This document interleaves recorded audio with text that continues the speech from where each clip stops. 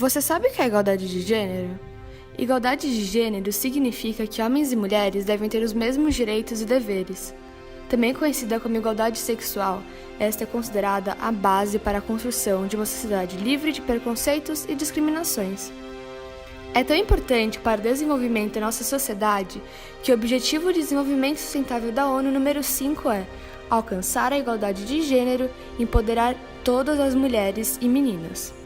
Ao longo dos anos, lutamos para que essa igualdade seja alcançada. Porém, em novembro de 2017, após uma década de progressão lenta mas contínua, a igualdade entre homens e mulheres medida pelo Fórum Econômico Mundial teve sua primeira queda no Brasil e em todo o mundo, mostrando o retrocesso social em que estamos passando.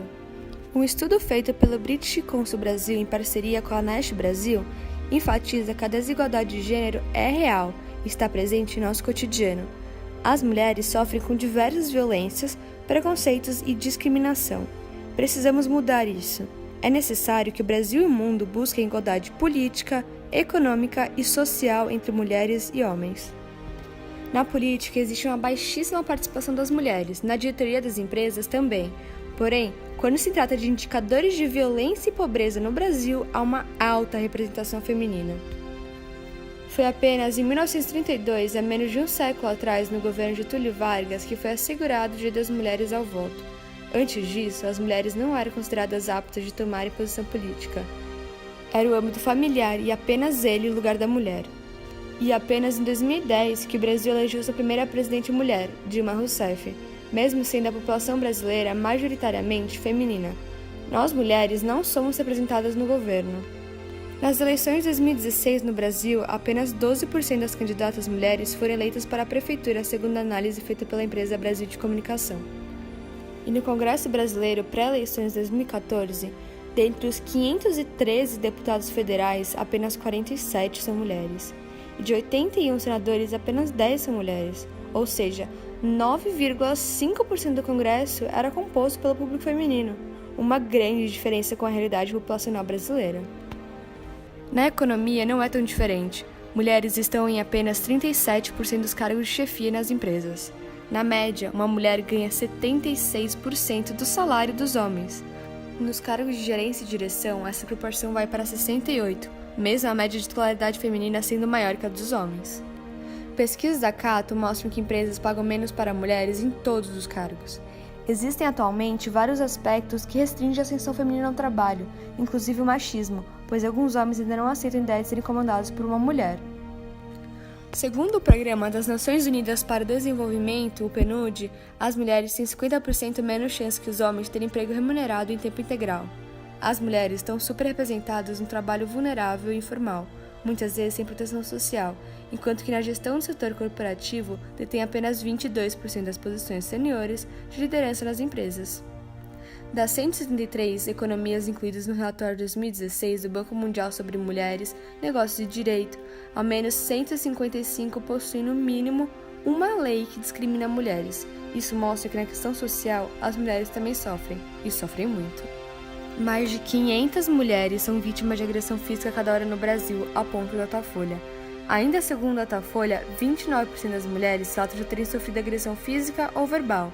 Isso equivale a 16 milhões de pessoas. E a violência vai desde a ofensa verbal a ameaças, perseguição e, de fato, a violência física. Em relação ao assédio, o número cresce. 40% das brasileiras afirmam ter sido vítimas de assédio, o que equivale a 23,2 milhões de pessoas. Não podemos deixar que o sexo de uma pessoa determine se é mais ou menos capacitada, se deve receber menos ou se deve ou não ser respeitada.